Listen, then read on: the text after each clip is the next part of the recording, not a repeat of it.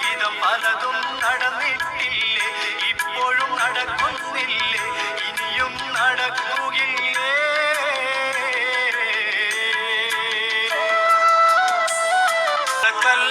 പെൺ എന്നത് വല്ലാത്തൊരു വാക്കാണ്, മനസ്സിൽ വെടിവെച്ചൊരിരട്ട കുഴൽ തോക്കാണ്. മാനാഭിമാനമുള്ള